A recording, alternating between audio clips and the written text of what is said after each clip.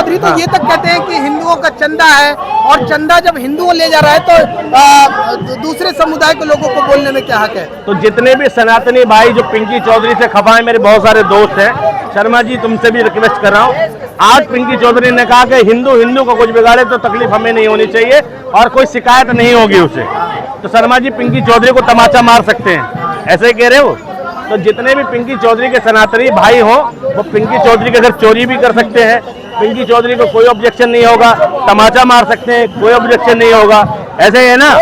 और अगर पिंकी चौधरी का लड़का किसी का बलात्कार कर दे तो उसे भी कंप्लेन नहीं लिखवानी है, यही कहना चाहते हो? ऐसा ही है।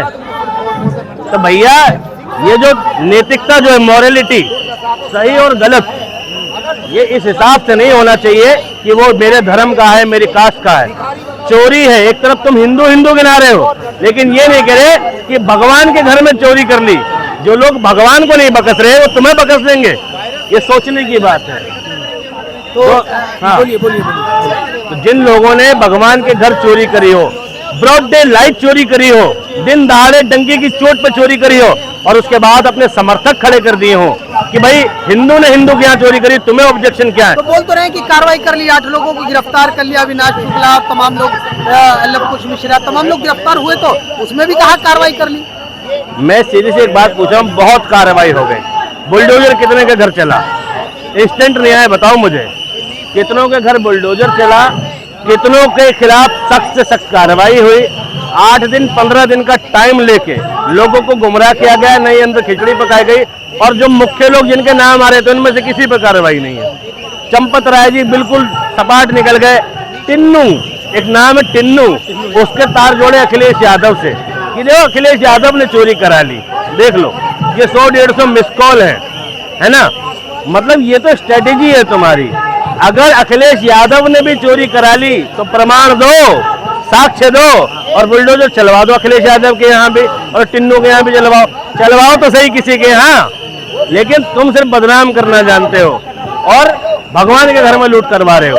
अच्छा, 3 हफ्ते होने को आ गए जंतर मंतर पर युवा कॉकरोच के प्रदर्शन को, आप यहाँ किस मंशा से हैं? क्या आपका क्या मानना है, क्या कुछ सोचना है? भैया हम तो घूमने आए हैं। अच्छा, घूमने आए? स्पष्ट बता रहे हैं, हम घूमने आए हैं। हाँ। ठीक, और हम कई दिनों से लगातार घूमने आ रहे हैं। हाँ। हम सिर्फ ये जानने की कोशिश कर रहे हैं कि इस आंदोलन की दिशा और दशा क्या है। हाँ। और दोनों बिगड़ी हुई हैं। अच्छा, ठीक है, हम घूमने आ रहे हैं, इसकी ना दिशा निर्धारित है ना दशा निर्धारित है। हाँ। हम सरकार के हेटर नहीं है, हाँ। हम भारत के सपोर्टर हैं। ये आंदोलन शिक्षा के लिए था, हाँ। देश में सुधार के लिए था, तो हम भी समर्थन जताने आ गए। ठीक है, लेकिन आंदोलन की दिशा और दशा का भी पता नहीं चल रहा, हम खुद ढूंढ रहे हैं। अच्छा, राजनाथ सिंह का भी एक बयान आया था कि एनडीए की सरकार है या यहाँ पर वो नहीं होते, इस्तीफे नहीं होते। क्या शायद यही कारण है कि उस बयान के बाद राजनाथ ने साफ कर दिया था कि अब धर्मेंद्र प्रधान इस्तीफा नहीं देंगे? हालांकि ये बयान पहले का है, लेकिन वायरल अब हुआ है। तो क्या ये माना जाए कि एनडीए में यकीनन इस्तीफे होते ही नहीं है? राजनाथ जी खुल्लम खुल्ला जनता को इशारा कर रहे हैं कि तुम लोग कीड़े मकोड़े हो, बदतमीज हो, हम सत्ता पे काबिज रहेंगे, तुम्हारा कुछ भी कर लें, तुम हमें नहीं हटा सकते। यानी इनडायरेक्टली जनता को उकसा रहे कि आओ हमें कुर्सी से नोच के उतारो।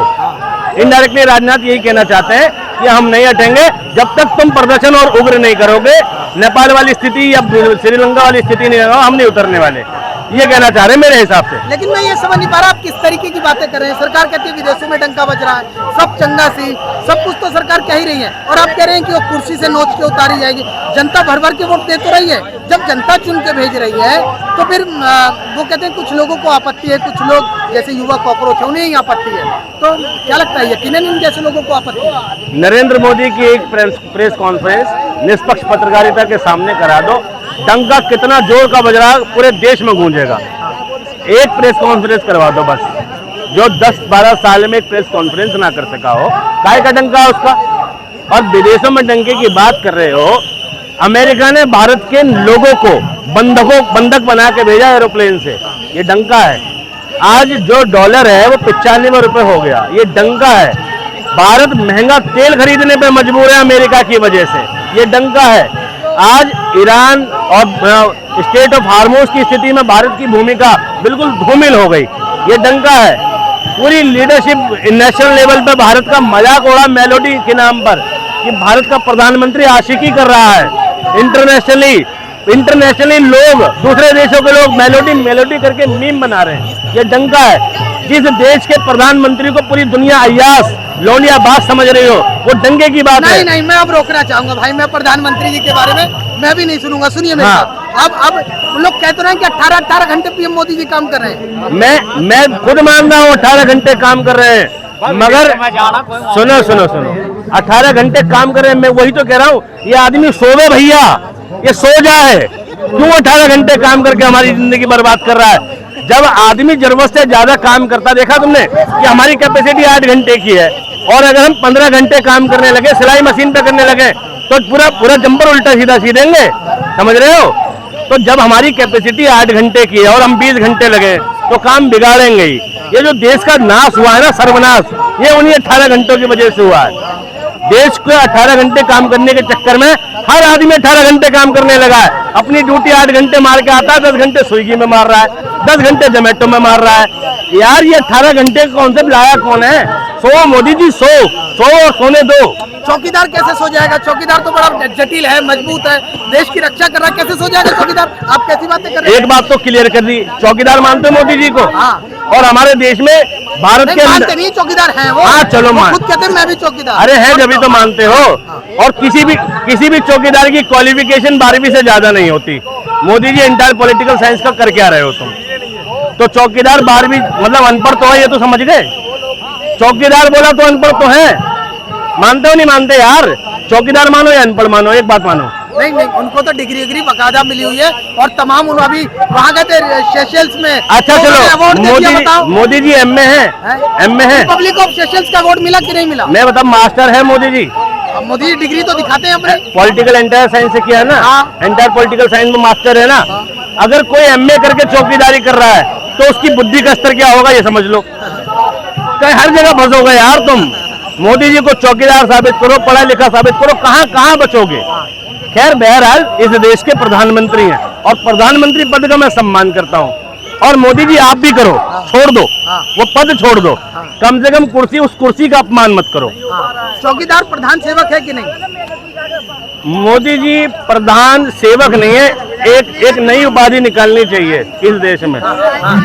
ठीक है, एक नई उपाधि निकालनी चाहिए, प्रधान मजे लेने वाला आदमी। अच्छा, मोदी जी बिल्कुल मौज काट रहे हैं, उन्हें नहीं पता ग्राउंड पे क्या चल रहा है। इतनी ऊपर बैठे हैं कि अब उस देश की जनता चींटी दिख रही है उन्हें। ठीक है, प्रधान सेवक होते तो आज यहाँ पर इस बारे में चर्चा हो गई होती।